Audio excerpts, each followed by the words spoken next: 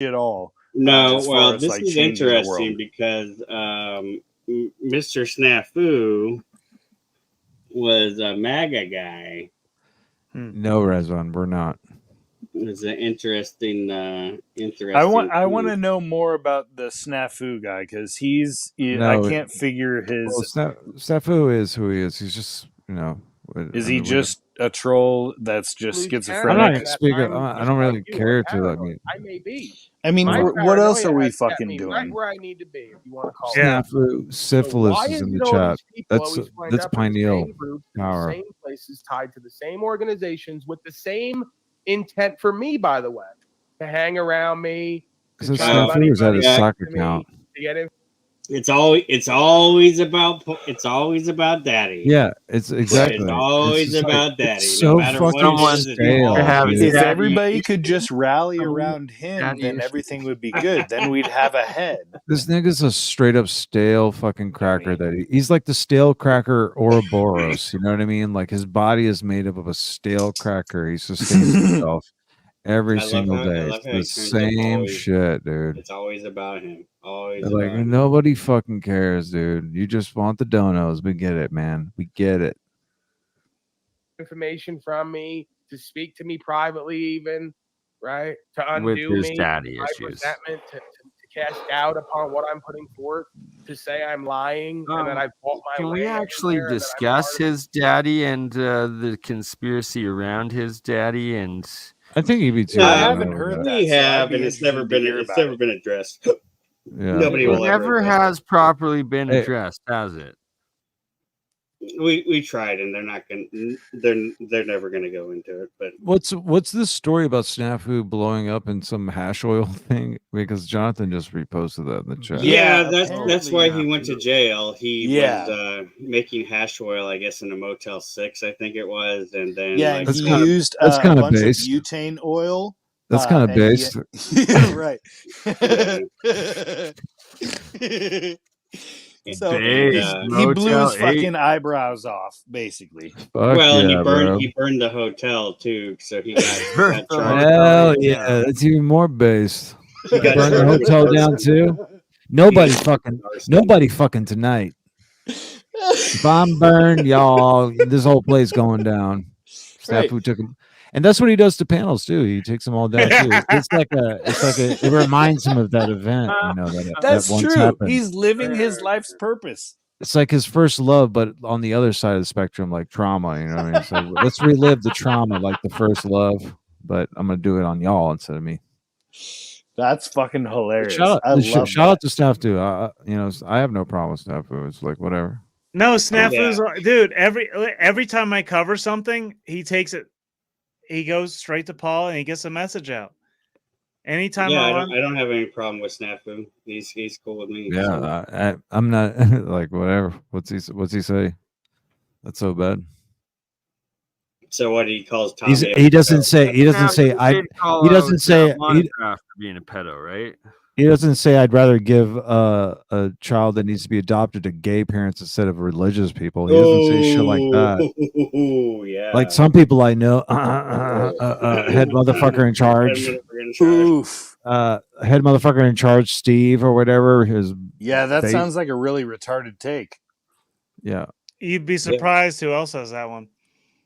Who else has that take? I would love to know. There's lots of don't ask, don't tell people when it comes to adoption and shit. Shameful. It's funny. It's really shameful. Very shameful. They should all be shamed. That's how abuse happens. That's disgusting. Yes, exactly. You're better off aborting your children. I like how I wouldn't go that far. Well, no, we just need to have a massive. Okay, we're not gonna. I like your zealousness. I like it. But and send her some new pants. All right. Let me say some order here. You went with the Cowboys to DC in December. Yeah. Is there footage of that, or do you know? If there is, I'm not giving it to you. That's fine. I was just wondering. I'm sure there was because the Antifa crew. There's a lot of motherfuckers who are running around pretending to be Proud Boys and then taking pictures.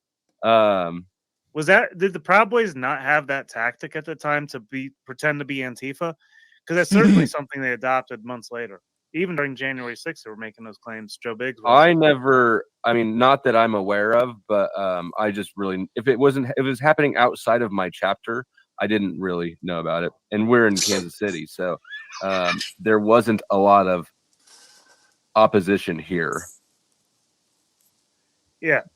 Huh. The lady needs to stay away from the camera, yo. She's scaring me. He needs to stay. Can we be honest? That lady fucking scares me, bro. I gotta go pee. You guys hold it down. Whatever. You're let this play. You're gonna talk amongst yourselves. Well, we can talk amongst ourselves. I don't want to listen to these fucking retards. Good. Yeah, I don't want to either. Roger Dodger 10-4 holding it down. What's up, Bernie? What's going on in your man cave? I got Mama gave me a nice new I don't know what the hell it is, but it keeps me warm up in Canada. So it's Mama knows how to take care. Mama knows how to take care of you, bro. Wants you warm. Absolutely. Yeah, are you warm, bro? I am very warm. I'm warm enough to be able to step outside for a cigarette and not freeze my balls off. It's BurnEye. Is it that cold up there? Oh yeah, Canada's ridiculous. What is the who was that guy who came on with the energy weapons from Antarctica again? The whistleblower? Eric Hecker. That was a fire stream, dude. Yes, I got to get him and Dutch Sense together again, because it's like Dutch Sense with his earthquake forecasting monitoring. He actually captured screen images of these satellite feeds of these energy pulses from Antarctica when he was like monitoring, looking into the Christchurch earthquakes. And then when I first introduced him and Eric Hecker together, and Eric Hecker was telling his story of working down there during the Christchurch earthquakes, and someone coming out like just in distress, being like, "Oh my God, we just freaking destroyed a city in New Zealand, and it's all our fault." And like, that apparently it was a man-made disaster. Fascinating. My take on most earthquakes is that they're man-made. Is that your take as well, Bernie? It seems, especially the ones that, like the really big ones, and the ones that are affecting specific areas of war zones, or opposing governments and stuff like that. Those seem to be, and then the rest. It seems it's tied into these cycles of energy cycles that Dutch Sense has deciphered and been monitoring and showing and being able to forecast earthquakes now for over 12 or 15 years. He's been doing it, where he gets like a 80 to 90% accuracy each week. And then it's like he's able to find where the energy went in the ones that he was wrong, and then like add that into his calculations for the next week. And it's just fascinating stuff. Okay, so it's he's willing to throw in his like anomalous readings the same way that like the missing 411 people try and do justice for like the things that they try and do, right? Yeah, so it's like, for instance, the Christchurch one, it was like, hey, this doesn't fit into my like forecasting at all. Where did this major energy come from? And that's what got him to investigate into it and look back into the different satellite feeds of the energies coming in, and sure enough find these waves from Antarctica that most likely were from this mass neutrino detector. What were those what were they called again? Like the waves that were coming out, were they like electromagnetic, or what type of waves? I missed that. They might be scalar waves. I would have to ask Jeremiah for those specifics. Okay. He would be the one that were they like equivalent to rogue waves on water, or were they semi-predictable waves that were coming in? It was like I believe it was like an energy wave that was like rippling through both like the clouds and ocean, but I'm not sure. It's supposed to be addressed in the next episode together. So all right, well, I'll that check it out. information will come out. That'll be fun. Yeah, I'm looking forward to it. Then Sucks. The government, I guess, has been really messing with Dutch Sense to the point that he's almost had to give up on streaming completely lately, where they just keep shutting down his internet, and he's gone through like 10 different types of internet services. And lately, over the Christmas, he was having to play old Christmas music that wasn't copyrighted, and then like halfway through that he would start giving his like forecasts, and then he'd get shut off immediately again. It's ridiculous how much they're trying and to that's an interesting topic that I think is, especially between all of us, worth exploring. Like, what is being actually shadow banned, and what is people trying to inflate their ego, I guess. Like, what are the different things that we should look out for, or how can we even... Why does Archaic show up in everybody's feed, yet our channels don't? Right. It's because like he does it.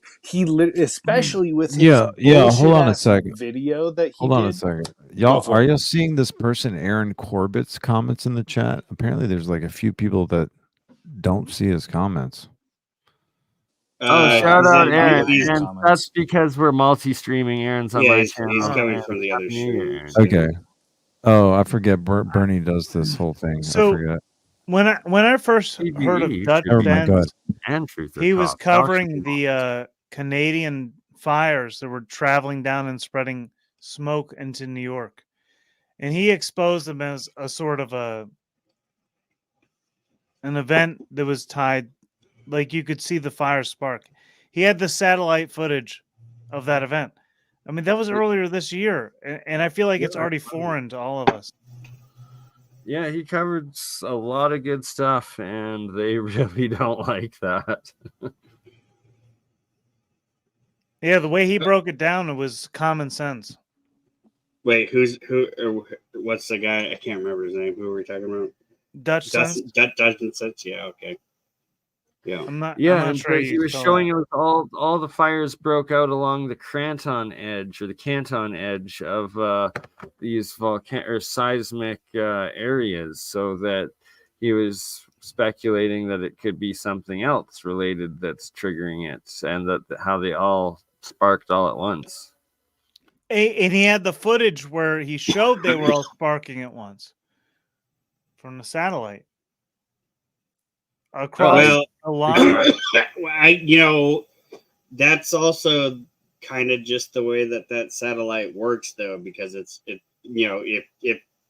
the way that I say it works is that, like, when you watch the loops, because it goes dark for a while, and then the satellite comes up, and then it makes it look like things are happening all at once. But I don't know exactly. I wouldn't be able to prove that. I see what you're saying with that, and possibly some, but it was like, I don't know. We'll have to rewatch the footage and go over that. But I know what you're saying. We should. I think that could have been an easy mistake to make. Like, I'm not saying that he's wrong or making a conclusion, but I watched those satellite loops, and you get that latency period where this whatever it is. Yeah, well, it was like that they all like started popping up one after another. They didn't all pop up at once, though. It was like And is the latency days or hours, EBT, that you're referring to? Days or hours? Like half of I believe it's like, it would be like half a day, I believe. I'm not. It depends on the orbit of the whatever they claim. Hold on, EBT. Did you just use the words orbit of satellite? Yeah, well, I'm trying to dance around the topic, but I mean, like, I've watched these things for years myself. Like, there's that period of time within the stream where it goes dark, and there's no information from whatever the instrument is that is, who knows if it's a balloon or a plane or or if it's just all made up. Whatever the heck is up there, it's up there. That's whatever sensors are providing this data. There's a moment in time where it goes dark, and then the loop comes back, and then you see the things after the loop. Right. So what is this Dune experiment that you have up there? So this somebody brought up in the chat earlier, somebody that's probably followed for a little bit, Mr. Stevie J here. The Dune experiment is an ongoing. It's actually the biggest particle experiment going on in the world right now, between Fermilab and a location up north in Dakota, where they're shooting neutrinos. So in Fermilab, which is the second largest particle accelerator in the world, located here in Chicagoland area, they've dug deep underground, and then that's what it's called, the Deep Underground Neutrino Experiment, Dune. So they've done this, if you will. They've dug this. So there's a dumb Dune, but just to pause before you continue, EBT, are you worried that they might open up a portal and Cthulhu itself is going to come out of Chicago's depths? Well, I could show my old like I have many theories. Part of it when they brought the Icarus. So at one point in time, they brought what was called the Icarus project from CERN. They shipped it overseas, and they brought the project to Fermilab. And if you know the mythology of Icarus, being he escaped from the labyrinth with the wax wings and all this kind of stuff. So why would they even name something like that? Well, okay, here's where it gets weird. Is that when they brought the Icarus project from CERN to Fermilab in Chicago, there all of a sudden was this major influx of Mothman sightings in Chicago after they brought the Icarus project from 33, CERN you saw that? Fermilab. 33. So you had the winged man all of a sudden becomes being seen all over Chicago area after they brought a project named after a winged man. I mean, the predominant lore of that you can't make that shit up. And they brought it in these weird shipping containers too. I'm not going to try to pull up the pictures right. Yeah, hold up. I'll pull it up. Actually, I'll do the. It's worth pulling up for sure. Worth pulling up. So the Icarus project. Because it's fascinating because it's basically melding lore from other areas into a new Western idea and creating this new in the same way back in the constitutional era, they were remaking all these different things and remaking ideas. That's why America is so bizarre with all these different experiments. Well, and so here's why it was so weird is they brought it over in these like super these strange like shipping containers. Like I likened it to when it was happening, I likened it to like Jurassic Park. Right. Insulated, just defended. Yeah. And it even had a hashtag. It was called #Icarus Trip. Is when they shipped these devices from CERN to Fermilab. Legit Mothman possibly in there. Mothman sightings, and it directly correlates. When they brought the Icarus project to Chicago, the Mothman sightings like went off the charts. It was a whole thing. It was pretty interesting. And then even if you just look at you look at the pictures of what they say that it is, it's like I mean, they're bringing this one's crazy here, right? It's this random box. They went out to Benton later that day. right. And they closed down all the roads and everything. And one of the craziest ones was the muon 2 detector that they shipped here from CERN. And I remember during the time they had to they rebuilt all the roads and everything leading up to leading up to the lab. Hold on, let me show you this because this is really crazy. Because there's a giant thing that they shipped over here, which is the. No, I can't find it right now. Hold on. No, I'm in the wrong thing. Yeah. So anyway, a lot of people talk about CERN. A lot of people forget about that the main lab is actually here in Chicago area. Fermi Lab. That's where it kind of really is the headquarters for all the stuff. They work hand in hand.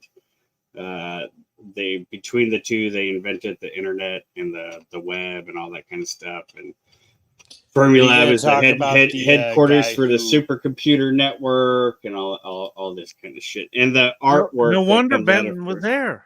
He was picking up the shipment. He was starting the internet, and now we're here. Oh, we do know that. Yeah, he does say that. You know, Benton he was there. Time travels in a hot tub time machine. Started the internet. The metaverse. Oh, Muon G2. I was putting it in wrong. It's fucked up how shitty the internet is these days. Like it used to be that it would just, this is why I'm not worried about fucking AI because. I remember that company. Was it Lucent Technologies? I don't see that name around anymore. Lucent Technologies got bought out. Right. Yeah. Currently, the company that owns Lucent Technologies is who's the one that makes the old school brick phone? Nokia. Yeah. So currently, Nokia owns Lucent Laboratories. So here in Chicago, here in the Chicagoland area, so Lucent got bought out by a company called Alcatel. Because they had to change the name because everybody was calling them out for having the name Lucent Technologies and everything. So they got bought out mainly to change the name, and they changed it to Alcatel, and then that got bought out by Nokia. And so people might think that Nokia is nothing really anymore, but they're like the pioneers behind most of the actual 5G infrastructure is Nokia. Which means it's all going to be indestructible. Because all those old phones, they're just being rebuilt into the 5G towers. So nothing's going to be able to knock them down. If anybody has had one of those old brick phones, they're being refurbished. Especially were known to be killer. So I'll show you here the two biggest Lucent laboratories locations were located. So here's Fermi Lab. Oh yeah, of course with the circles. Oh, yeah, look at that big old circles. So that's Fermi. It's got the 666. You can see right there. Course, the 666, of course. And it's like so blatant right there. But yeah, so the two biggest Lucent laboratories were located right down the street, and it's actually interesting because right now they actually destroyed. They took one of them down. And I don't know if we're going to be able to see. So here, you'll see there, Nokia, formerly Alcatel, Lucent, Bell Laboratories. So it went from being Bell Laboratories to Lucent Technologies to Alcatel, and then to Nokia. So how long did Quantum of Conscious work there? Yeah. We've not released those files yet. So this was lab 1. Okay, this is lab 1. Quantum of Conscious worked there. Look, wait. Actually, go back. Go back. This was the other Lucent Technology lab. Go back to the other one, just for a quick second. Go back to the first one you just showed. Can you just turn it? Oh, actually, if you go back, zoom out a little bit. Is that like a Pope? Zoom out a little bit more. Does that look like a little Pope hat to you? That's not only a Pope hat, that's flow state in his Pope hat. Every time. So let me show you what is directly across from Illuminati confirmed. Directly across from this is Lucent Laboratories number 1. Right. Right across the street is what's called the Science of Spirituality Meditation Center. Okay, makes sense. I've never heard of this place. They built this entire infrastructure right here. Let me zoom out again. Science of Meditation Center. Yes, it's a total NW New World Order, like Oprah type shit. Here we'll go. I wonder when I'd imagine they built it at the same time. No. It was here for a long time. They just recently built this new. So here it is, the Science of Spirituality. Interesting. So they built this right, like it was like 2018, 2019. It was right before the pandemic that they finished this place. And it's been, when the pandemic hit, they canceled everything at this place, and it's been dead for like 3 years. Like almost nobody ever goes there anymore. And it's like, it's so strange. Like it's obviously connected to all these other laboratories, because so what I was getting at is that it sounds like it needs to be the new EBT broadcasting booth place. Yeah, I know, right? So both of these, it looks like a mockery of the Pope right there. Yeah. Well, it looks to me, it's definitely some kind of huge sigil. It looks like the Pope is a mockery of himself. Am I wrong? Okay, let's not go there. I'm sorry. Yeah, I see what you're saying.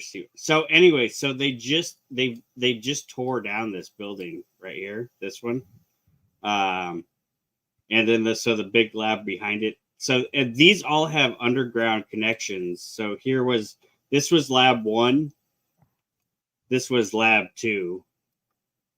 Which, look at the parking, look at the amount of parking here, and then so these are also parking garage buildings, like back here.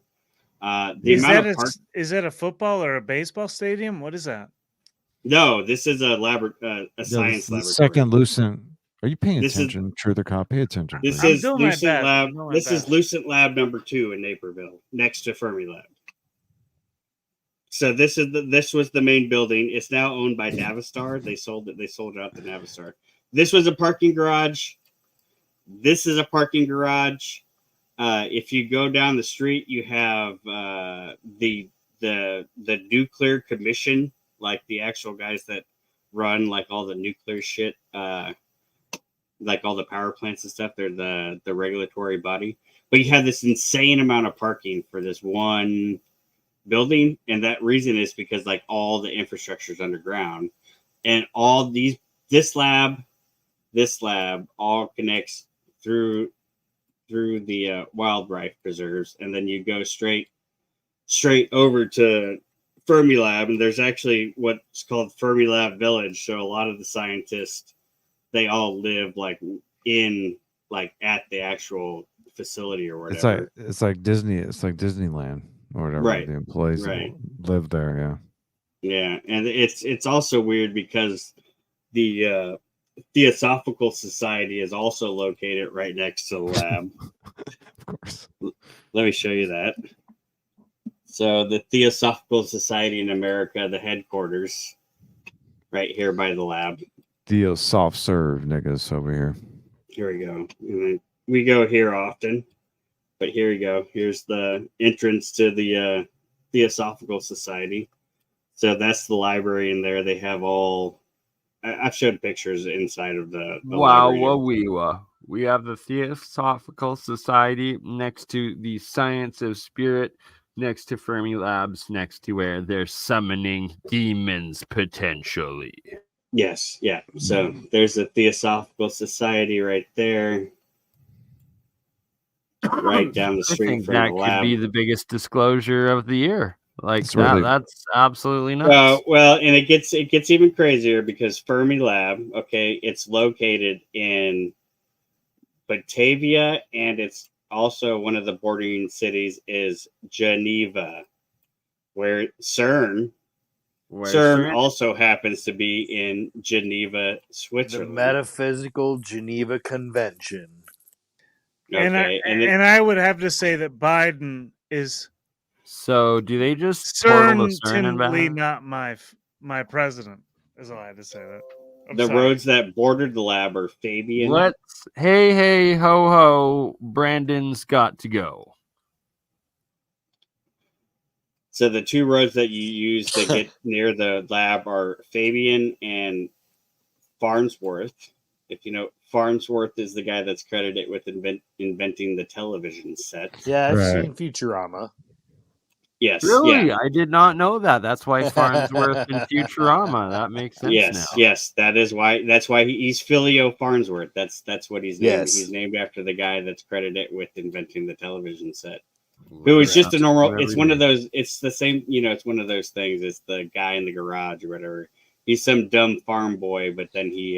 Hey, EBT, in the chat, I dropped a funny location to check out. Okay.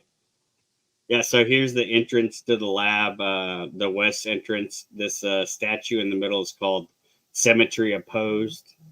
When you drive on the other side of the statue, it's totally different from the way that you look at it from the other side, which kind of is a deep dive into the kind of the philosophy of the laboratory. They feel like they are somehow trying to disrupt the symmetry of existence. Is kind of their philosophy behind it. So they're trying to create like a schism within what we know as reality, essentially, in order to understand what reality is.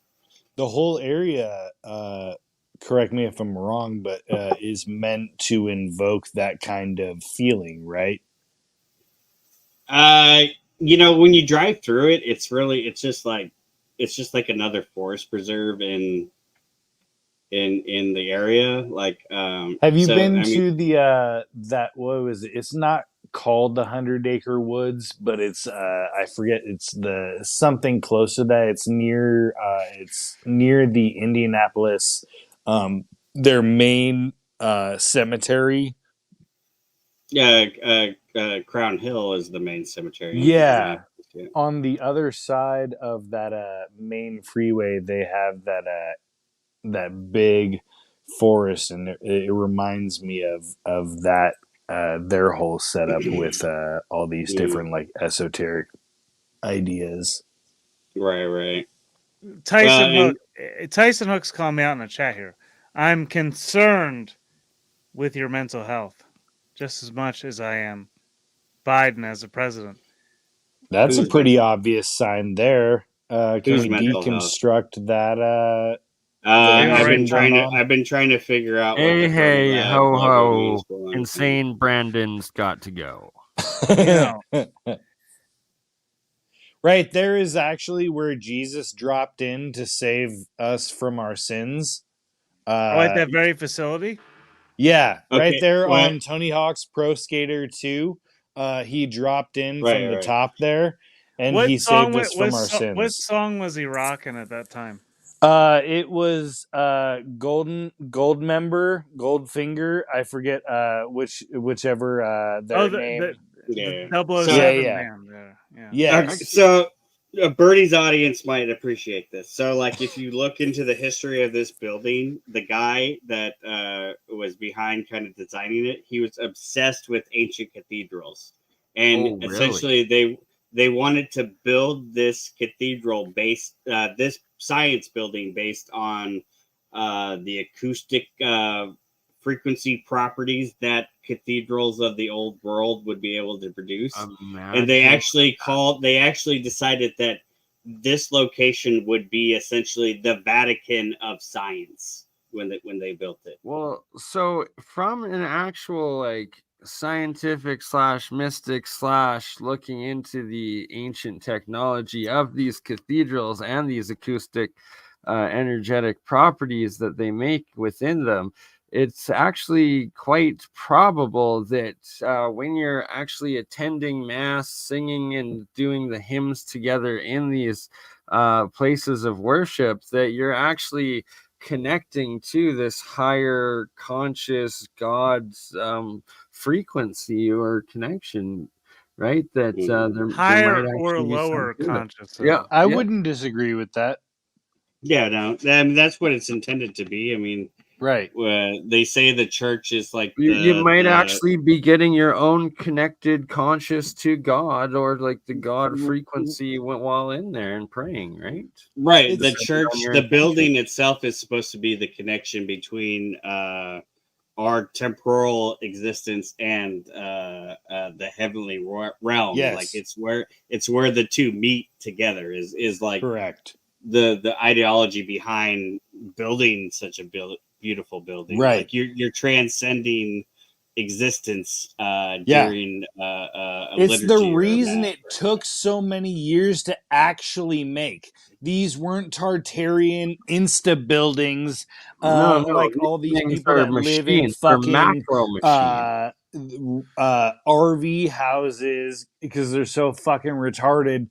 They don't understand it takes a long fucking time to actually build these things, and also it's actually possible to build these buildings without having laser lights as levels. You can actually just build these things. And the reason these people built these things was because they had a devotion to God. They had a devotion to aesthetics. They had a devotion to making things beautiful because we were the ambassadors of heaven. Like our goal on earth is to actually convert the earth into Christianity. That was the whole reason, in my opinion, that there was, 1,000 years. Here. Sorry. No. Here. All right. Go ahead. The Sydney Opera House. Any connections? No. You don't know anything about it? All right. No. Oh, it's that thing also has just ridiculous acoustic properties, and I would assume that it's like the next generation of them trying to use and transition that architecture and engineering into it. Okay, I just want to get this one out because this one's super interesting to me. So there's in front of that building that I just showed there at Fermilab is an obelisk. Not the Washington Monument. Imagine that. Okay, and it's a hyperbolic obelisk. Can we get a close up on it? This is very intriguing. Yes, so this is the hyperbolic obelisk that's located at Fermilab in front of the building. Here we go. Dragon Ball Z fans, hyperbolic time chamber connection. Look at what confirmed. So when they went to go install this obelisk, the obelisk is actually named Acqua alle Funi, which is an Italian phrase that dates back to when they allegedly raised the obelisk at St. Peter's Basilica. And then the phrase means water the ropes. So there was the story goes that when they were raising the obelisk at St. Peter's Square, that the Pope ordered that there would be complete silence in all of the area, right? All of Vatican City had to be completely quiet while they pulled off this lifting operation of the obelisk. And there's actually, if you would get the death penalty if you spoke out during this moment, because they had all kinds of crews running capstans with ropes. Let me see if I can bring this image up a little bit. So you had all these EBT. crews running ropes. Quick question. Was is that do certain people take that as the 30 minutes of silence as far as Revelation is concerned? Some people probably do. I don't know. I never heard that. I just, it was a random thought. I've never heard it before either. I just, thought I'd spit it out. Yeah. Wow. Yeah. That's pretty interesting. So anyway, so everybody was supposed to, so this is the lore behind this. So anyways, everybody was supposed to be quiet during the lifting of this, so the rope crews could communicate from capstan to capstan. I guess at some point the ropes were getting super tight, and there's this phrase when you're winding rope around a capstan called water the ropes. And then you would throw water on the ropes on the capstan so that it would lubricate them and let them stretch out a little bit to prevent them from breaking, which was like a common sailing term or whatever. So they named that obelisk that they put up in front of Fermilab after this event because they see this Fermilab becoming, like I said, the actual Vatican of science. So like they have to do everything. The new religion. It's an ape of. Like essentially creating a science ape of the church at this science laboratory. Which It's basically recreating the moment where Abraham laid his head down on the stone. Like they're trying to create that level of a monumental place in time and space. You know, in that sort of sense of you know, in this kind of stuff. Yeah. And like, you know, I've tried to look at this for years, but the fact that it's hyperbolic too, like, is a whole different. It's a true inversion on the whole, even on the whole thing of what an obelisk is. Like, it's you know, it's like a Chinese finger trap. It's kind of, you know, so it's like. It really is. It's this obelisk goes both ways. This obelisk goes both ways. Where the other obelisk identifies as a cis male. There's actually made a central bridge in downtown Calgary as a giant Chinese finger trap as well. What is with that shape? Why do they want this? Why do they want a sphincter of an obelisk in a bridge? It looks like those. It looks like those bugles. You remember bugles? Looks like the chips. Bugles or whatever. Yeah. Yes. Bugle chips. Well, bugles. One half of bugles, right? If the bugle was open on both sides. If it was the fingers were touching, you know. Anyways, I could talk. I have so many connections. No, please continue. Continue. I don't want to. With the sun behind it was just. Let me show you bugles though here, in case you guys don't know what we're talking about. The important knowledge here. These are. By the way, promo code Bugles at Jewburger. Right. Yes. Let me show you. Maybe you guys don't. Maybe people don't know what we would do with those as a kid, but maybe I can find.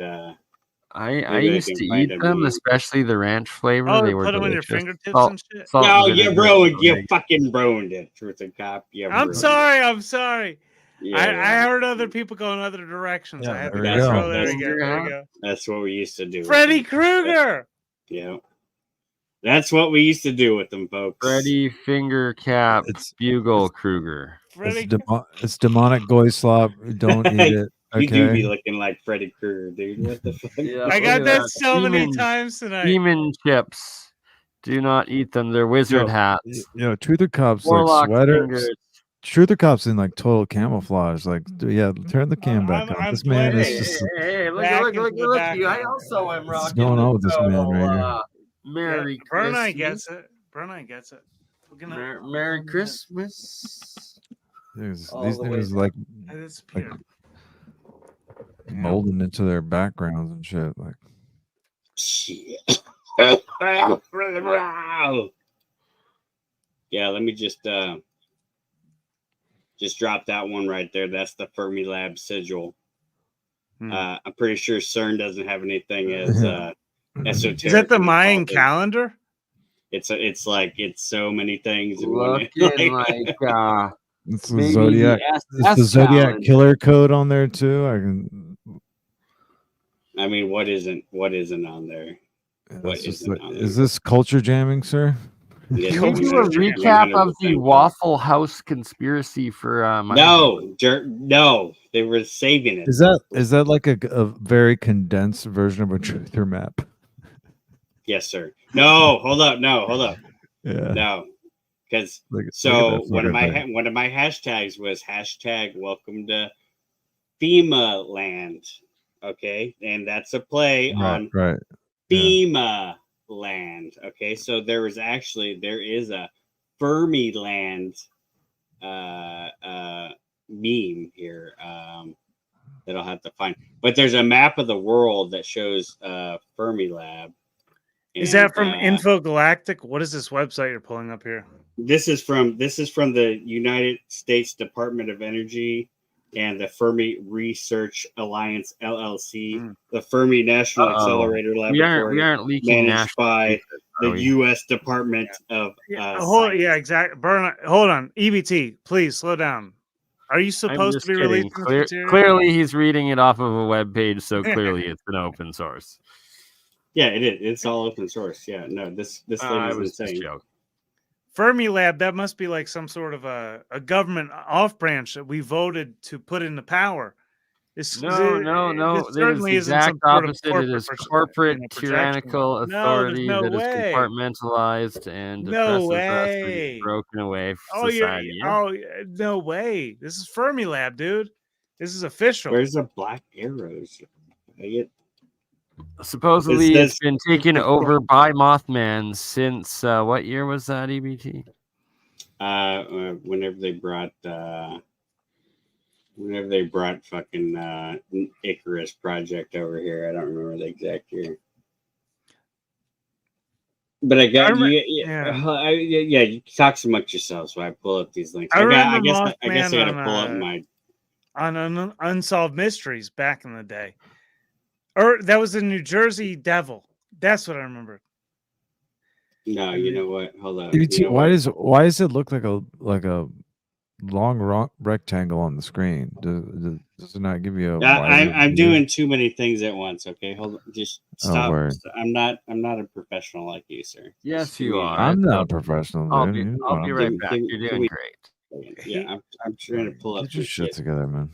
That's EBT throwing that dart right there on the screen. The Waffle House exposed, that long photo right there.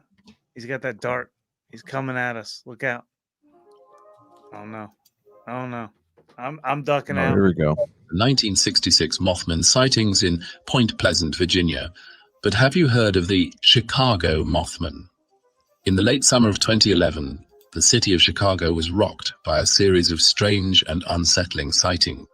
The creature at the center of these sightings came to be known as the Chicago Mothman, and it quickly became the talk of the town. Eyewitnesses reported seeing a large winged creature with glowing red eyes and a humanoid body. The creature was said to stand around 6 feet tall with wings that spanned up to 10 feet across. It was often described as having a muscular, athletic build, and its eyes were said to emit an eerie, otherworldly glow. The first sightings of the Chicago Mothman occurred in the early hours of the morning, when a group of teenagers were walking home from a late-night movie. As they made their way down a quiet residential street, they suddenly heard a rustling in the bushes. When they turned to investigate, they were confronted by a dark, looming figure with glowing red eyes. The teenagers were terrified and ran as fast as they could, but the creature pursued them relentlessly. They reported feeling a sense of intense fear and dread as the creature chased them down the street, its wings flapping loudly behind them. Over the course of the next few weeks, more and more sightings of the Chicago Mothman were reported. The creature was seen hovering over rooftops, perched on telephone poles, and even swooping down to attack unsuspecting pedestrians. One particularly chilling account came from a young couple who were out for a late-night walk in a secluded park. As they strolled hand in hand through the dimly lit paths, they suddenly heard a strange noise coming from the trees above them. When they looked up, they saw the Chicago Mothman perched on a branch, its glowing eyes fixed on them. The creature let out an ear-piercing screech, and the couple ran for their lives, with the creature hot on their heels. As the sightings continued, rumors began to circulate about the true nature of the Chicago Mothman. Some believed it to be a harbinger of doom, a sign of impending disaster or tragedy. Others thought it was a demonic entity sent to terrorize the residents of Chicago.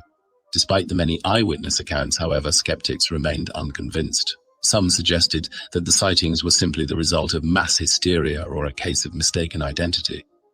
They argued that the Chicago Mothman was nothing more than an ordinary bird or bat blown out of proportion by overactive imaginations and the power of suggestion.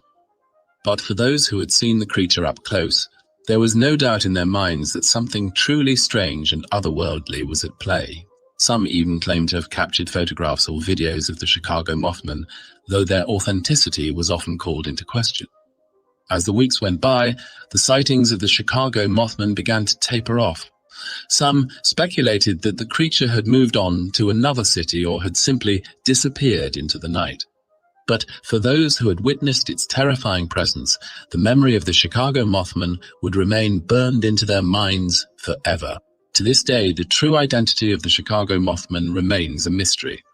Some believe it to be a supernatural entity, while others chalk it up to a simple case of mistaken identity.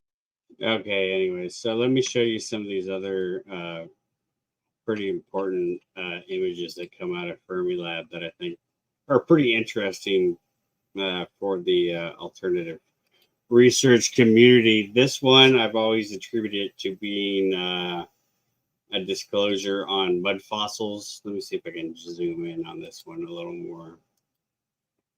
This was from 1986. Let's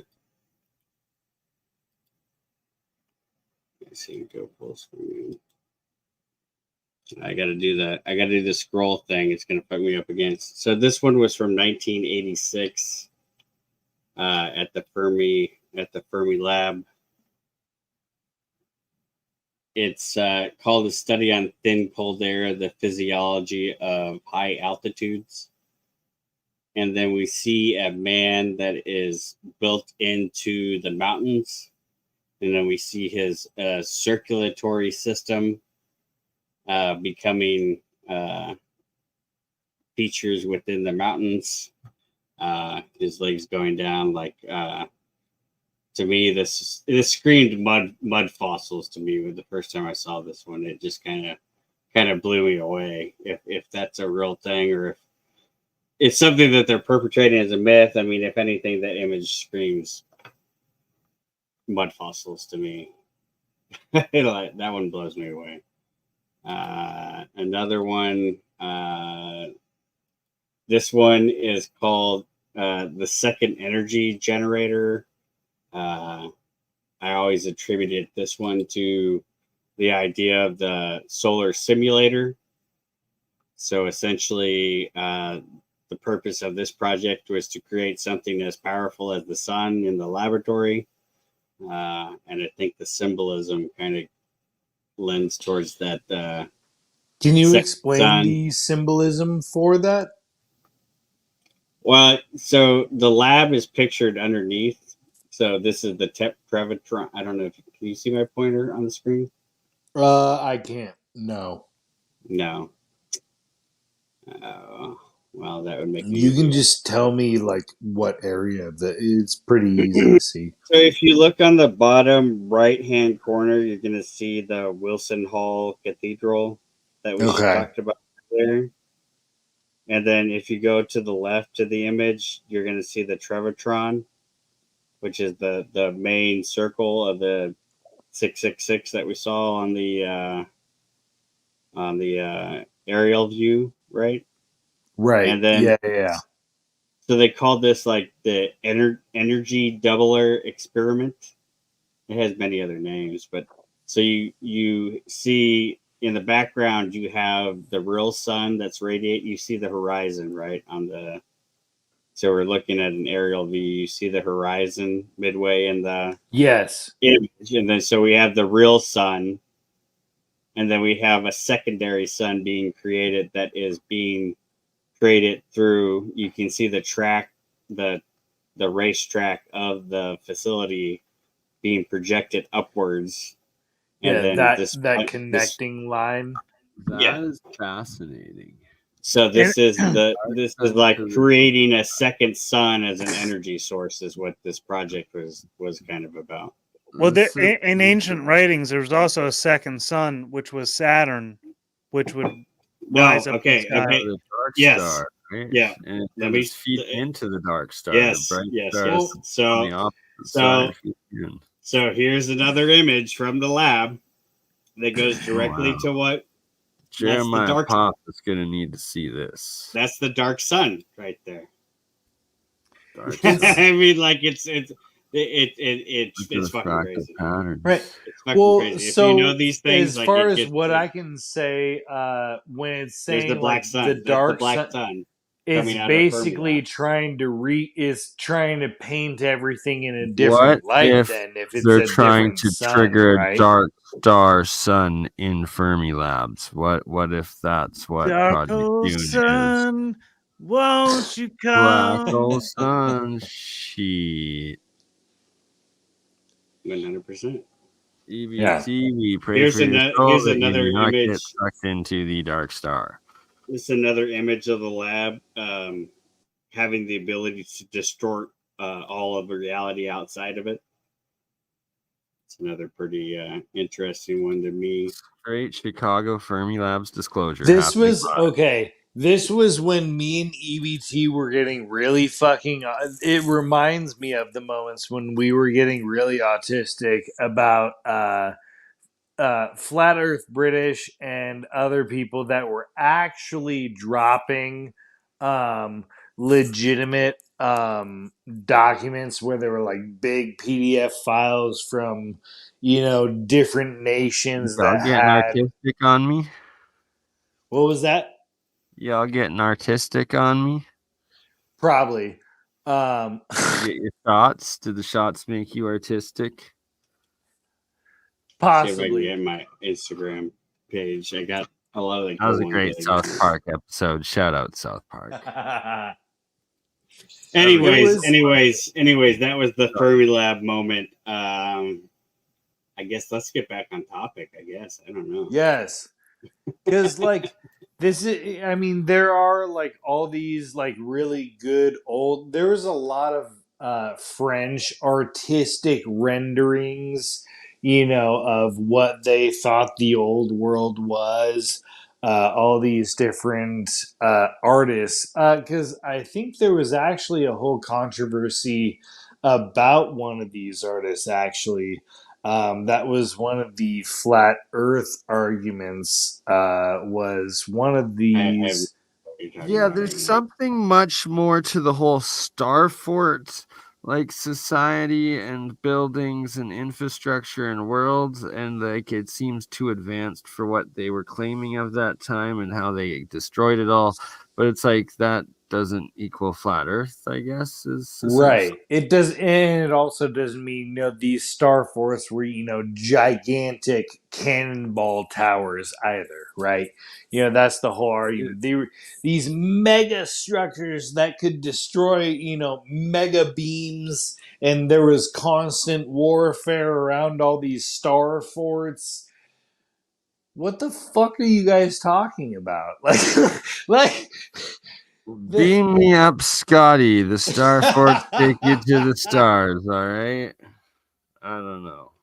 I've been studying the Napoleonic Wars the last couple of weeks. They seem like they were water-based, if anything. It was a world full of canals and water and using water as analog power, and that they were hydraulically much more advanced than what we utilize Well, today. I mean that yeah, exactly, 100%. But like that's like the actual like narrative. I mean, like people use waterways. They used hydraulic power provided by rivers and stuff like that, as well as windmills, as well to power machines as well. I mean, it's like wind power. It's this new thing. Water it's like power. we're reinventing. How we've been doing it for thousands of years. We're just reinventing things to make it sound cooler than what it was. But I mean, like that's like literally how you move things by water. That was the most I'm pretty sure efficient way to move stuff. Is like what you just turn DC power into, like from a water wheel or something, right? We wouldn't even. You could have just stored energy. It doesn't have to be a electrical energy. It's just the ability to turn it. Too, right? It's the ability to turn a shaft. Power. Yeah, mechanical power. It's the ability to turn a shaft. That's all electricity does now, essentially. It's just all about turning a shaft, boys. Turning that shaft. Turning a shaft. So, like, it's not. Flywheel technology was probably what would have been the big. Maybe the. I filmed that Stargate that's in Indianapolis State Capitol. They have a Stargate, but maybe the Stargate was just a giant flywheel for storing mechanical power. Maybe the Stargate was the friends we made along the way, bro. But yeah, to think that it was like you don't need electrical power because everything essentially is just turning a fucking shaft. So I mean, it like everything is, but you needed like an shaft, alkali power shaft. You needed. I mean, BurnEye might be able to answer this better than myself. You need some sort of an alkali battery system to contain the energy, no? Well, they had those. It depends on they charts, saved in a mechanical flywheel, though. Okay, exotic propulsion. Jeremiah's awakened in the chat, so let's go back to them Fermilab pictures of the dark star and sun for him. No, like we're gonna save that for another stream. That was just a teaser. I was trying to get your audience to respect me, Bernie, and then maybe we could actually set up a stream where we could go deeper. They do. They love you, brother. It's no. Yeah, no, but I want to present something of interest to them because Fermilab has been one of my main. Dude, your fucking follow up to SEAL Team 666. I know, right? I'm terrible at doing things. When you are ready, I will gladly host you and have you on because you have caught my attention with these. I like to overpromise and underdeliver. That's my MO. Oh, yeah. Dude, EBT way. EBT, you got dude. Don't undersell yourself, dude. Your SEAL Team 666, like the first episode was awesome. I didn't even catch the second one. I haven't even made it yet. That's what he's talking about. Oh man. Well, the first one was awesome though. You did good work there, dude. Keep that up. I just never did it. I just never did it. But I want to show you guys. 2024 and episode flywheels though. Yeah, let's go on the flywheels. I thought I figured your community probably knows about flywheels, but oh yes, we're built moments where you have like Robin Hood running across. There's a little stream and there's a little pinwheel, whatever. This is an 1832 steam engine. 1832 steam engine running a flywheel. Right. Jay Leno's got a flywheel on the vehicle recently. Oh no. Really? Recently? Yeah. No, I just watched the last. He just did a thing on the fucking Cybertruck, dude. It was like within the last year. Like you can look it up, Google it in the news. There are many reports of him receiving like damage, like burns to his face. He was trying to show how a steam powered engine worked on a car. Was that what it was?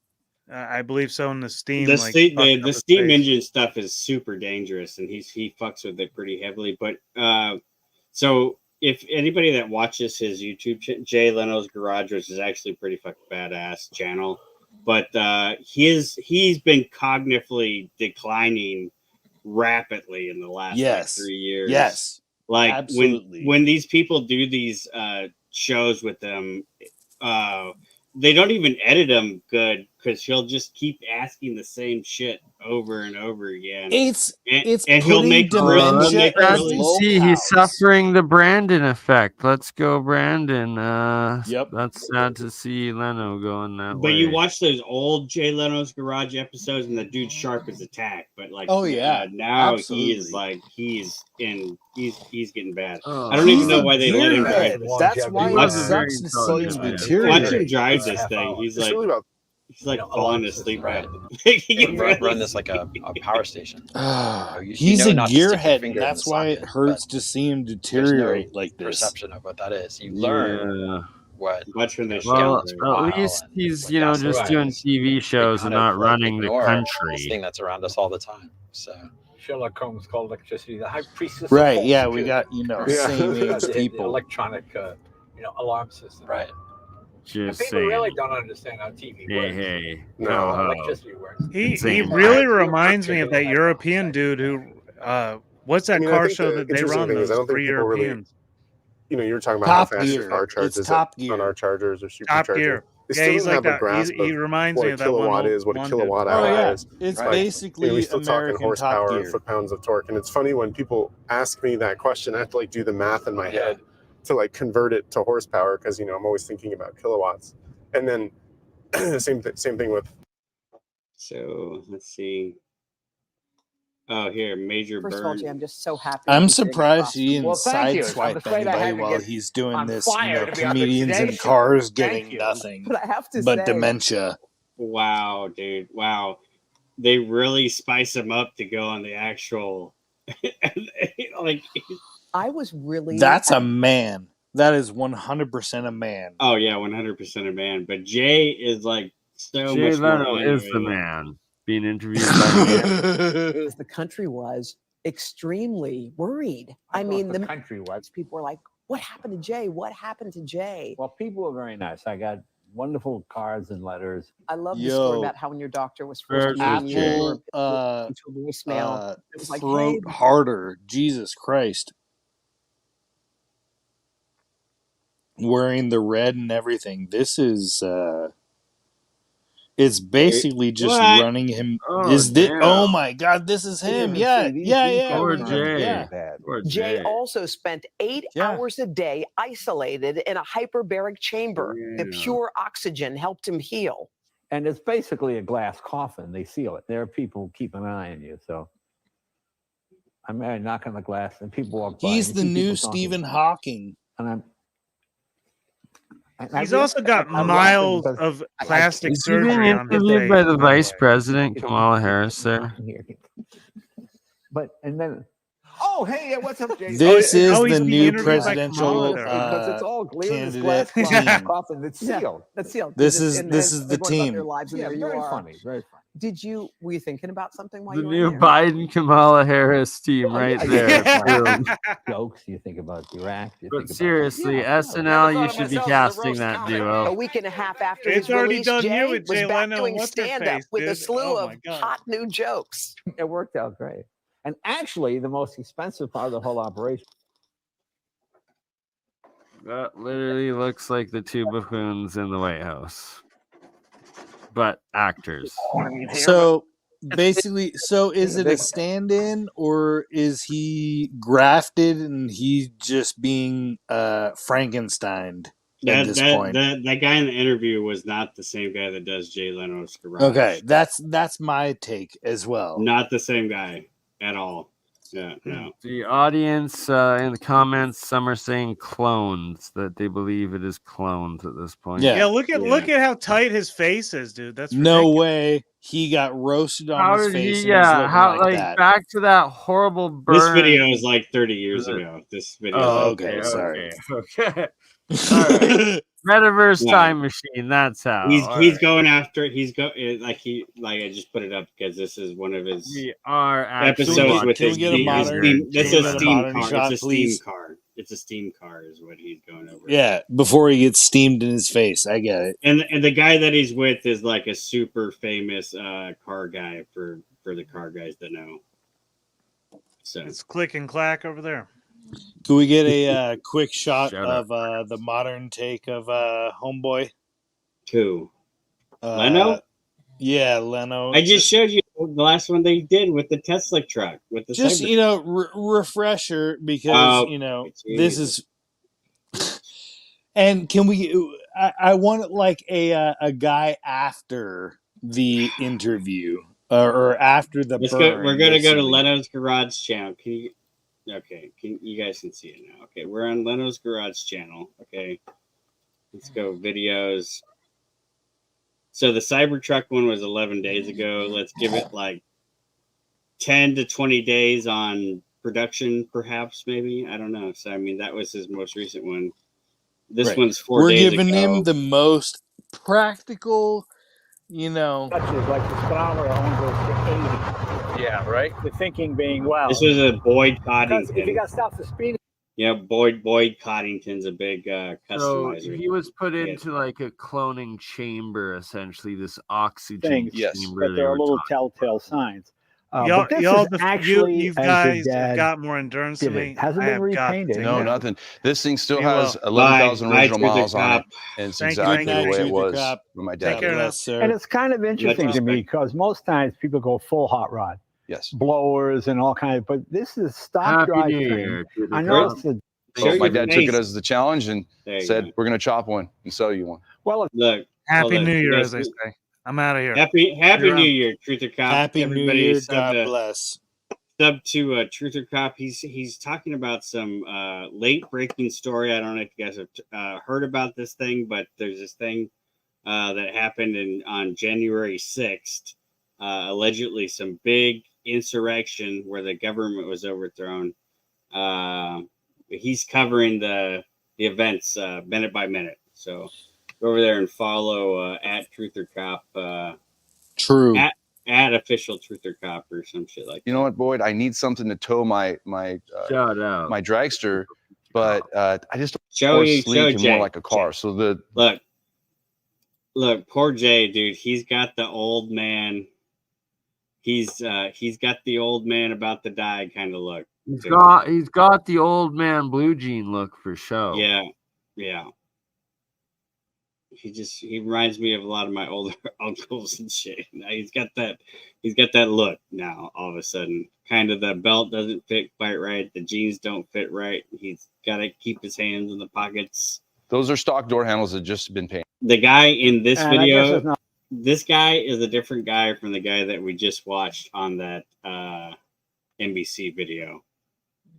And this should be about the same timeline, in my opinion. Not the same guy. Not the same guy at all. He's absolutely there's skin adaptations that are added to this guy. Like he's got hair implants. Since we're doing this live, let me pull up. Do reptilian shapeshifters take out our celebrities in their older days to then take their inheritance potentially? So bad. Not a huge reason to open under the hood because unlike a lot of other hot rods, this has got some. That was all secondary. You know, it's a funny thing. One of the warranty and all of that. Yeah. Okay. Very cool. EBT, you know what this needs? A live leak clip somewhere thrown in. Did you guys see that though? That's not the same. Not the same guy. No way. Not the same no guy way. Totally different. But to be honest, I don't know when they filmed. I mean, yeah, he obviously didn't get that much better over that time, right. Especially after getting caught on fire. Like, let's say they filmed that truck video a year ago before they released it. Right. I'm going with full New World Order, and that it's a reptilian shapeshifter has taken over his body. Something. That's not the same guy. That's not the same fucking guy. Right. No way. No way. It's not the same guy. Old New World Order. It's reptilian shapeshifter. The guy that's doing Jay Leno Garage is probably the original prototype, I think. It's literally Barricade Garage took over. Yeah. He cut his hair for this job. That's why he cut his dreads off. There you go. Totally not the same guy, man. It's just not. I mean, I don't know. Like, nobody can do it. Right. It's like when people watch the ISS fucking. I'm talking to you, Illuminati. People watch the ISS fucking live feed and they'll be like, "What do you mean this is not real?" Apparently, there was some crazy ISS live feed like recently, supposedly. Yeah, let's do some ISS comparison real quick, EBT. You got some time to do that? Let's see what the ISS is doing right now. Why don't we? Fuck yeah! Can we cut to that? We're not talking about Waffle House tonight, people. In case that's why I'm gonna be watching when I have an outdoor. We literally already covered it momentarily, and amazing. I'm gonna try to see if I can see that supposed ISS. There you go. I'm gonna find the stream, the official. Actually, EBT. While you're working on covering the ISS imagery, can you find the Viking Waffle House woman? What?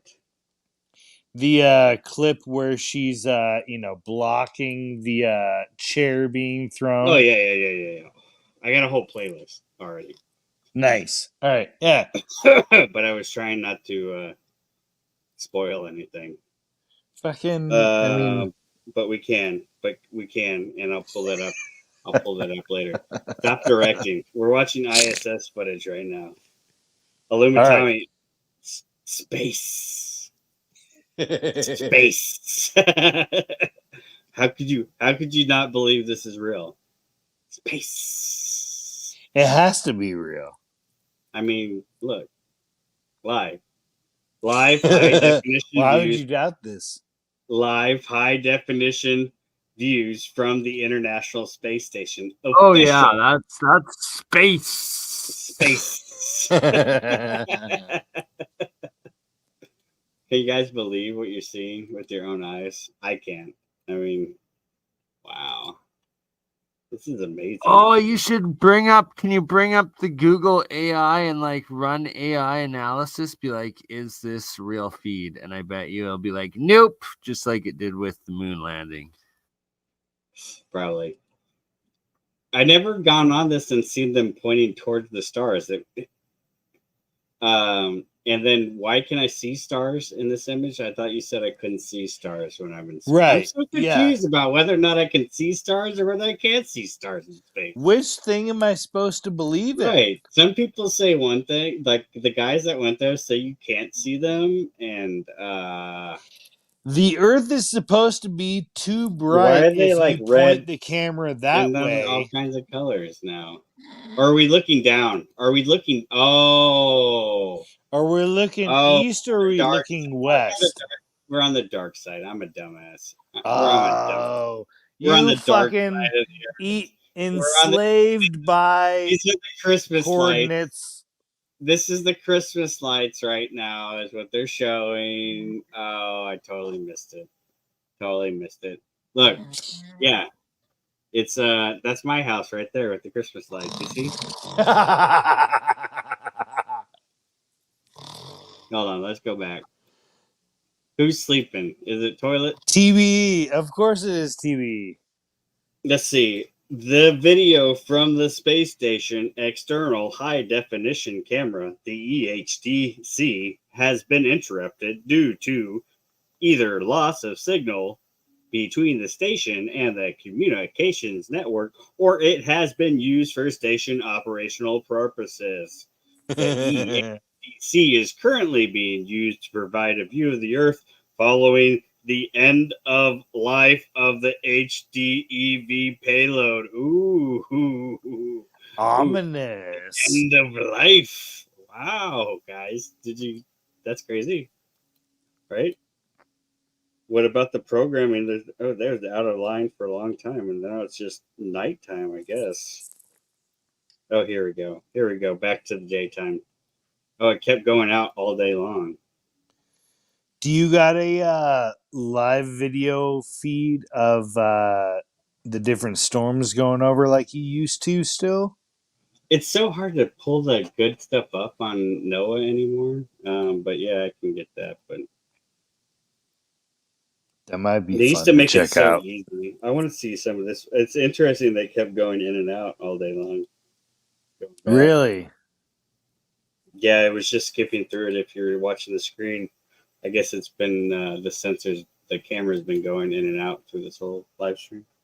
Yeah, no, I've noticed it's been checking out. I didn't understand what the reasoning behind that was, so I wasn't. Oh, I gotta switch the guys. Yeah, here. So, yeah, it keeps going out, and they play this thing.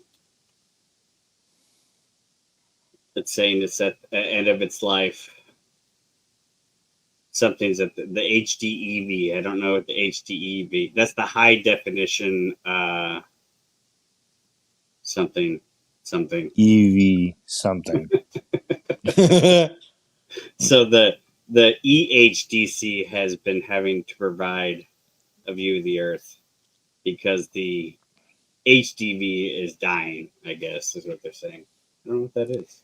So the satellite view is failing, but the underwater camera and all the HDMI. Well, and this is what I would have said to Illumitami if I had been able to be on the panel when they were watching this on some. They were watching this, and him and Joe Cole were trying to justify this as being real. And the thing I would have said is like, how come you don't see any satellites? Because if you look at the map of what's supposedly floating around, in orbit, you should be seeing satellites like nonstop. So many more. So many more than just Elon's. You can't get away from them. Like they should be. It should be everywhere. speckled. The sky should absolutely be lit up the same way as Christmas is every single day of the year. Allegedly. Yeah, right? Let me pull that up in case. I'm sure everybody knows what we're talking about here, but space. Maybe Illumitami doesn't know about this, but if you look at the orbit map, I mean, there's no way that the ISS doesn't pick up a shitload of satellites on a regular basis, because this is all the shit that is allegedly floating up in space on an orbit right now. and all they launched this shit once, and it just shit never fails. It was perfect the first time they sent it up, and it never has to be fixed. It never dies. It's got some kind of magic power source that we can't quite figure out yet, I guess, for humanity. And yet all of these exist still in the sky. They've not collided once. There's not been any sort of they maintain the failure. orbits with all these things. Yeah. Totally makes sense. This has to be believable. Look, this has to be totally real. They're managing all that in real time. That's all being managed in real time. That's stardust, basically. Anytime anybody's wishing upon a star, one of your homies like 100 miles away is probably dying because there's a fucking random satellite that is crashing onto your friend's house. And that's your belief system. This is what you're dealing with. I mean, why does the space station never, not once do you see in this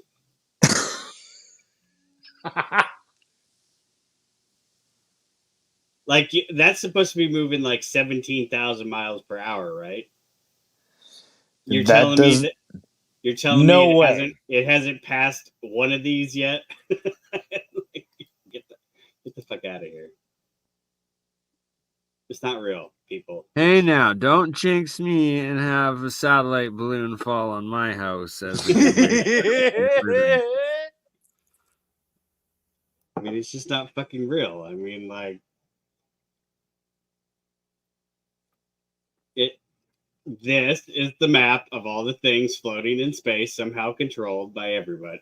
That was fucking hilarious. By the powers that be. They say that there's no such thing as free energy or that infinite energy, but they're able to stay up there forever somehow. Right, and never break. Well, but how do you justify that? How do you explain that? Right? Isn't that a paradox in its own? Like that, hey, there's something that is perpetual motion orbiting. Like, isn't orbit perpetual motion? Yeah, it is. It is perpetual motion. I mean, like they say that it's not, but it is. Because how are you maintaining a fall? Like, none of it makes sense. It's all motion or it's nothing at all. What is our construct? Right. Yeah. If that does work, then there has to be a way to have perpetual motion machines, because what is that not, right? I mean, it's not they obviously don't have a fuel source on board that's maintaining this for 40 years on some of these satellites have been up in orbit allegedly, like right 40 years, and nobody's had to go refuel it or fix it, or like a relay didn't fucking burn out or something, like there's not a single thing that exists on the surface that doesn't break, but somehow these magic space boxes, they just launch them into orbit and they just magically work all the time, no matter what, and they never have to have any repairs. It's like so unbelievable, like on completely unrealistic. The only thing that even comes close as a comparison that anybody could mentally compare in their mind is like in Big Sur, there is a car that actually veered off of the cliff, and it's actually impossible to recover. And it's like all of these, impossible claims these people try and make about how they believe space and time works. Like, you don't even grasp it. You don't understand how it works, and yet you're trying to reach out towards this stuff, and it's only going to lead towards your destruction. Yeah, I mean, like the biggest Truer thing, words have like, never been said when it comes to AI, and my God, is that a scary future possibility? I mean, one of the big giveaways here, if Illumitami, if you're listening, so that you get triggered by this, but if you just search satellite in space, show me a real image of a satellite in space. Oh, well, you can't. Let's pull up Elon's car going to because they Mars don't in exist. space. They're all computed. They're all fucking art renderings. It's all fake. It's literally all fake. They don't exist. Like, there's nothing you can find that is real. You know, what my challenge I've always said is find me these people that are working on these factories that are building satellites, building rockets, all this shit. Surely they have Instagram pages. Surely they have Facebook pages. Surely they have TikToks showing off what they're doing at work, right? Literally, more people in Uganda are doing more rocket research on the world than anywhere else in the world, because they're actually being willing to show how stupid they're just launching shit up in the stratosphere, right? Why are all these images fake? Like, why? If this is real, if this is reality, if this is all the satellites in space, why is it so hard to find an actual? Why are all my images 120 ID or DP, whatever the fucking term is? Wait, here's one. There we go. Are we supposed to believe that that's? This doesn't even make sense per their math. Like, right? No, not even close. You're not. How is it that curved? There's no way. Right. Like that doesn't even match up to their math. So I mean, like, I don't know, for somebody like just like Illumitami looking at these things, like, well, it's obviously totally real. Well, it's obviously totally fake. I mean, like, cartoon pictures. It's fucking cartoons. It's fucking cartoons. It's psyops on top of psyops. It's cartoon. Like, it's an entire multi-layered cake of bullshit. People try and say, "Oh, Matt QOC is the bastion of knowledge." I piss on his pissed on breadcrumbs. That's how bad his shit has gotten. Like, it's a multi-layered cake of pissed on breadcrumbs, as far as I'm concerned. It's so bad that people are trying to be woke or have any sort of profound discovery at this point. Everything's been discovered, and on top of that, we are in an age where the internet has, on every single level, proven that historically and now, Christianity is just winning. And the philosophy of all these bullshits, these fucking Manduki effects, all these weird psyops that everybody's falling for, like, if people could actually get back to a radical normieism where they actually check out from all this stuff, everybody would be better off, in my opinion. It would suck to know that everybody was collectively checking out on the internet, but I would respect all my internet friends to know that we were all collectively doing that.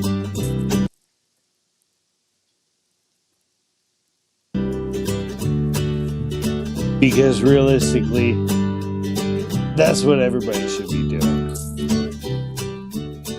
Hello, my name is Greg Hall. Today we're going to discuss the pull drop mark call-in system. This system is the only approved method for calling in, marking, and preparing food at the Waffle House. The pull drop mark call-in system is made up of 3 basic steps: the pull, the drop, and the mark.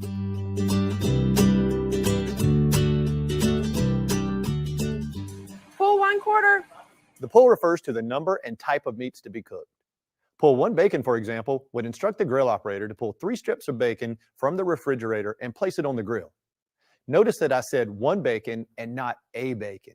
You must always use an exact number. These numbers refer to the number of orders to be cooked and not necessarily the number of pieces of meat. While you pull 1 T-bone, when pull 1 T-bone is called, you would pull 2 pieces of pork chop when pull 1 pork chop is called, because 1 order of pork chops is actually 2 chops. How well a steak is prepared does not need to be called in at this time, unless that steak is rare or medium rare.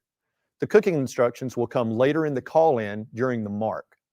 Grill operators, go ahead and season all red meats before you move on to the next step. One final thing to remember for the pull: if you have a sausage sandwich, it must be called in sausage for a sandwich, so that the 2 patties can be pressed together to form a large sausage sandwich patty.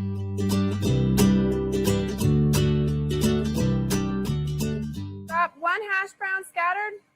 Once a salesperson has visually verified that all the meats have been pulled to the grill or to a plate on top of the cook's board, they will say drop to specify how many scoops of hash browns to put on the grill and whether they are scattered or in the ring.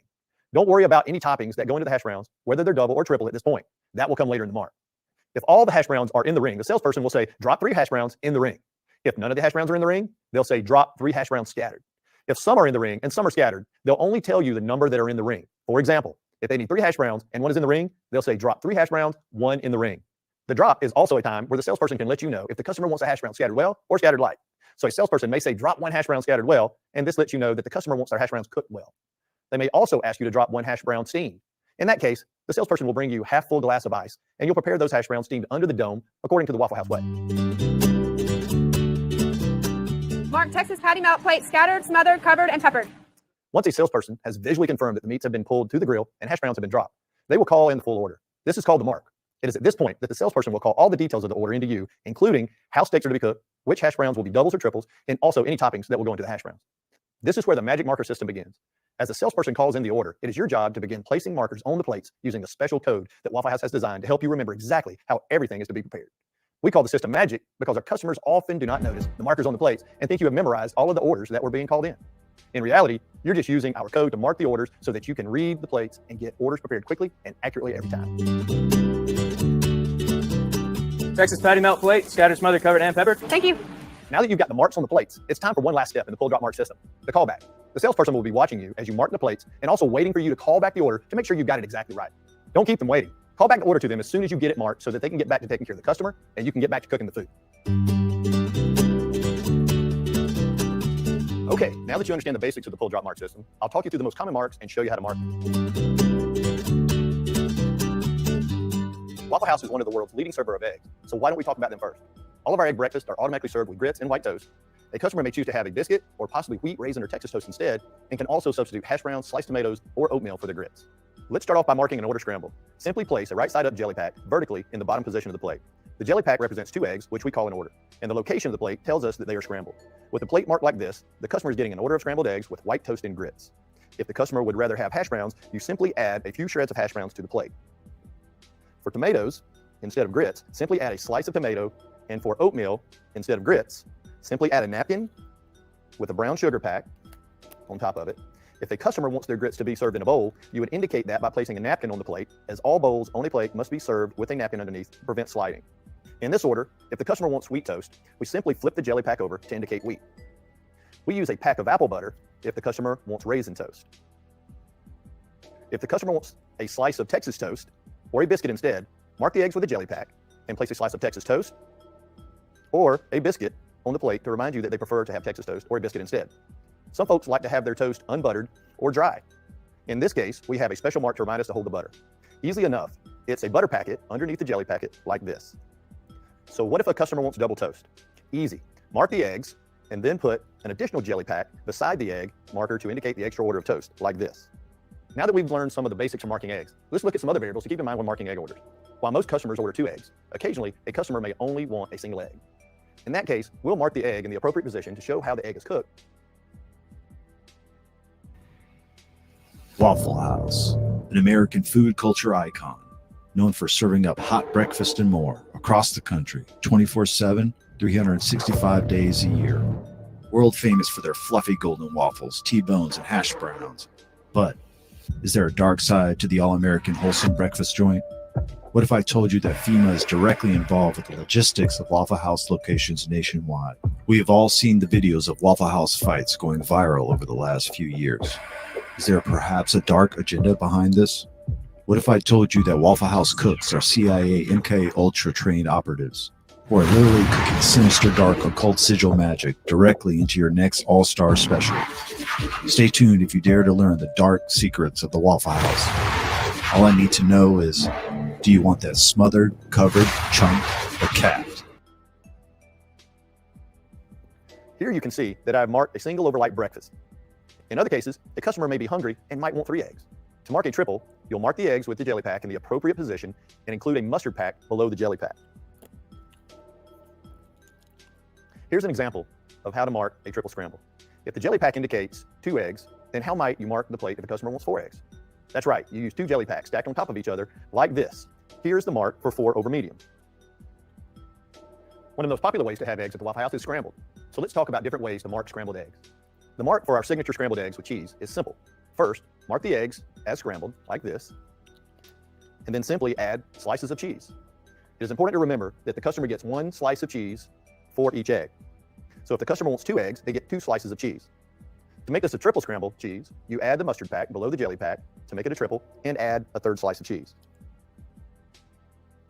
You also want to tear off a small corner of the cheese and place it on the top of the marker to help you remember that it comes with cheese. If a customer wants their eggs scrambled light, so they're a little runny, mark the scrambled eggs and include an upside-down mayo pack to indicate light.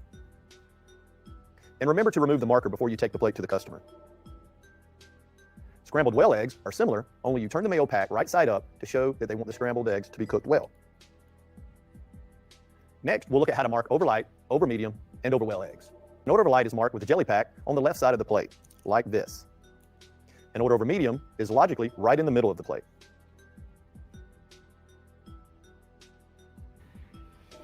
Waffle House, an American food culture icon, known for serving up hot breakfast and more across the country, 24/7, 365 days a year.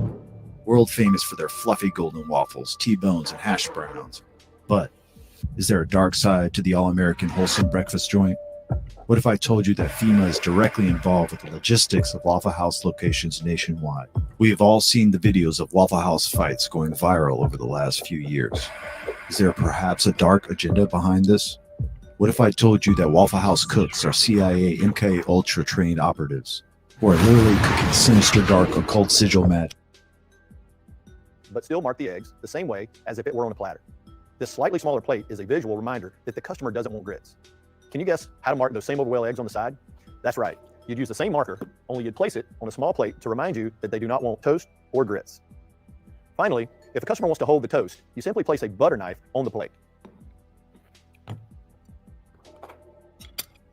These rules for hold the grits, hold the toast, and on the side apply to all egg orders, including omelets. You may have asked yourself why I made sure to keep the jelly packs vertical when marking the egg breakfast. That's because if I turn the pack horizontally like this, it means that this is now the mark for an omelet. There are 4 positions on the plate to mark an omelet: ham, sausage, bacon, and plain. I'm going to show you an easy way to remember them. A horizontal pack in the number 1 position here at the top of the plate represents ham. You can remember ham is number 1 because a side order of ham comes with 1 slice. A packet here on the right side in the number 2 position is a sausage omelet. 2 sausage patties come per order and the marker is in the number 2 position. The number 3 position is used to mark a bacon omelet. 3 strips in an order and a mark in the number 3 position. The plain position is the only one left, and it's in the number 4 position here on the left side of the plate. Examples of omelets that have a mark in the number 4 position could be omelets with no meat in them, such as cheese omelet or a mushroom omelet. These are marked using a horizontal jelly packet in the number 4 position and a piece of the corresponding ingredient. Here you can see a cheese omelet. Also, the Fiesta omelet, which is indicated by a horizontal jelly pack with a right side up salad dressing pack underneath. And a cheesesteak omelet, which is marked with a right side up ketchup packet, 2 slices of cheese, and a jelly pack in the number 4 position. Waffles are our namesake, so of course we need to learn how to mark them correctly. A regular waffle is marked using a right side up buttercup on the cook's board. To mark a pecan waffle, simply turn the buttercup over like this. Chocolate chip waffles are another favorite and are easy to mark. Simply mark a regular waffle and place a few pieces of chocolate chip on top of the marker. Sometimes a customer wants their waffle light or dark, so we need to mark them accordingly. We mark the light and the dark waffles the same way we mark the light or well-scrambled eggs, using an upside-down mayo pack for light and a right-side-up mayo pack for dark. Looking at the pack may help you remember which is light and which is dark. Notice the upside down has no text and is lighter in color. The label side looks darker because of the text on it. For those hungry customers, we offer a double waffle, which is marked by stacking the buttercups on top of each other like this. Finally, if a salesperson calls in a waffle to go, use a to-go syrup packet to remind you that it goes in a to-go plate. Now let's talk about our breakfast sandwiches. Just like omelets, these sandwiches have the same 4 positions: ham, sausage, bacon, and plain. To mark a sandwich, place 2 pickle slices in the appropriate position. Here, you can see I put 2 pickle slices in the number 3 position, which tells me this is a bacon sandwich. If I add a slice of cheese to the plate, I know this is a bacon cheese sandwich. To make this a bacon, egg, and cheese sandwich, I'll add this right side up mayo packet to the right side of the plate. Don't let this mayo pack confuse you. As long as you see 2 pickles on the plate, you know this is a sandwich. When marking a sandwich, this mayo pack and pickles means a sandwich with eggs. If a customer wanted the eggs on their sandwich to be scrambled instead of the standard over-well egg, I'd move this mayo pack down to the bottom of the plate to show that the egg is scrambled. So how would I mark it if the customer wanted an egg and cheese sandwich? That's right.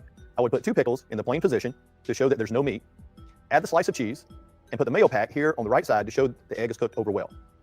What if the customer wants to have a sandwich on a biscuit or Texas toast? The mark remains the same, but you must include the biscuit or Texas toast to let us know the customer doesn't want it served on the standard toast. The last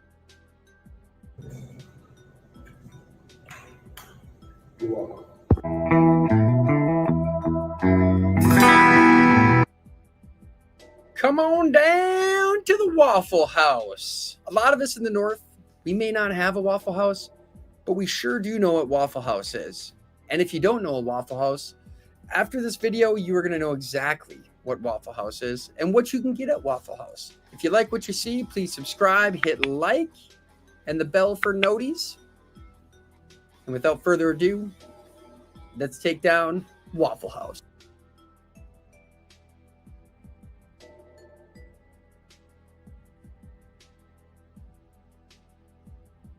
Known for serving up hot breakfast and more across the country, 24/7, 365 days a year. World famous for their fluffy golden waffles, T-bones, and hash browns. But is there a dark side to the all-American wholesome breakfast joint? What if I told you that FEMA is directly involved with the logistics of Waffle House locations nationwide? We have all seen the videos of Waffle House fights going viral over the last few years.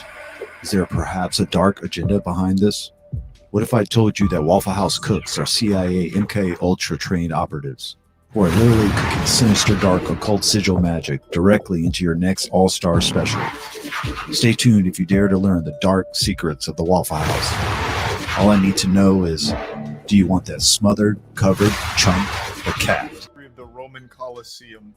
It's a place where people go mainly just to throw down, it seems, and then maybe get like a waffle to celebrate either a victory or rub it in their wounds after a tough loss. I wouldn't be surprised if one of the prerequisites for being a waitress or waiter at a Waffle House is a black belt in Muay Thai. The food really is secondary to the true Waffle House experience of being able to be either a spectator in a brawl or a participant. Waffle House is a lot like my asshole. You just never know when shit's gonna pop off. And it feels like it's always just a matter of time before a fight breaks out. It's got this big reputation now as the go-to Thunderdome for giving or receiving ass whoopings.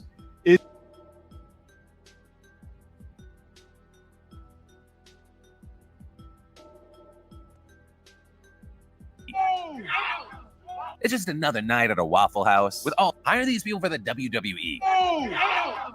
It's just another night at a Waffle House with all hell breaking loose in the Texas Waffle House after workers yelled for this group of customers to leave. But instead, one customer climbs on the counter, one worker later throwing a coffee pot at her. Things are flinging, people are falling. It evolves into an all-out punching match. Everyone else is filming on their phones and egging it on, otherwise known as a regular night at a Waffle House.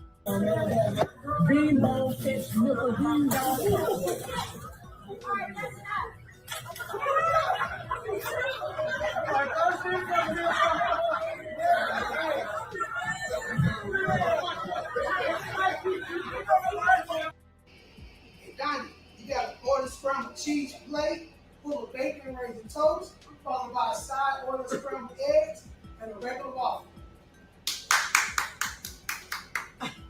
We got a full of bacon, order scrambled cheese plate, raisin toast, side order scrambled eggs, and a regular waffle. Waffle House, an American food culture icon, known for serving up hot breakfast and more across the country, 24/7, 365 days a year. World famous for their fluffy golden waffles, T-bone. We call that sandwich deluxe. Let's say that the customer wants an egg cheese sandwich with lettuce, tomato, and grilled onions. The salesperson would call in, mark egg cheese deluxe, and you would mark it with 2 pickles in the plain position, a mayo pack to indicate the egg, and a slice of cheese, a leaf of lettuce, a slice of tomato, and a piece of diced onion. What if the customer didn't want the grilled onions on this sandwich? Easy. The salesperson would call in, mark egg cheese deluxe, hold the onion, and you would mark it the same way, except you would not put the piece of onion on the plate. Many of our customers will want to add hash browns to these sandwiches, so let's cover the basic markers for our signature Waffle House hash browns. To make an item a plate, which includes hash browns, you simply add a few shreds of hash browns on a platter with the marker. Here, I'll mark a bacon egg cheese plate.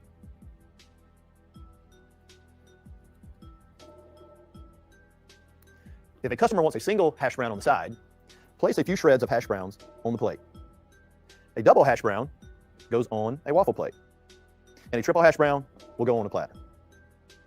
If a customer wants ingredients such as onions added to the hash browns, simply add a piece of the add-on to the shreds of hash browns like this. Steamed hash browns are marked by adding a buttercup to the shreds of the hash browns, and a hash brown all the way is marked by adding a right side up dressing pack to the shred of hash browns. Now that we've covered most of our breakfast items, let's move on to our dinners and major meat sandwiches. All major meat dinners automatically come with hash browns and a piece of grilled Texas toast. Our major meat and egg dinners also automatically come with hash browns, but they include eggs and white toast. Our steak meals require a little extra work when marking because we will show how well the customer wants their steak cooked by where we place the marker on the plate. T-bone dinner medium, for instance, is marked with a right side up buttercup in the middle of the plate and a few shreds of hash browns. How well the steak is cooked increases the further up the plate you go. So the bottom of the plate is rare, then up to medium rare, medium, medium well, and finally well done. You don't have to worry about positioning for chicken, pork chop, and country ham, as these are always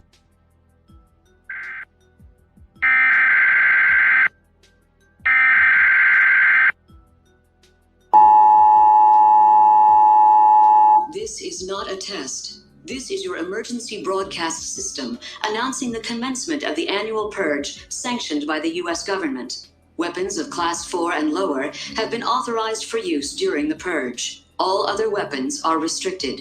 Government officials of ranking 10 have been granted immunity from the purge and shall not be harmed. Commencing at the siren, any and all crime, including murder, will be legal for 12 continuous hours. Police, fire, and emergency medical services will be unavailable until tomorrow morning at 7 a.m. when the purge concludes. Blessed be our new founding fathers and America, a nation reborn. May God be with you all.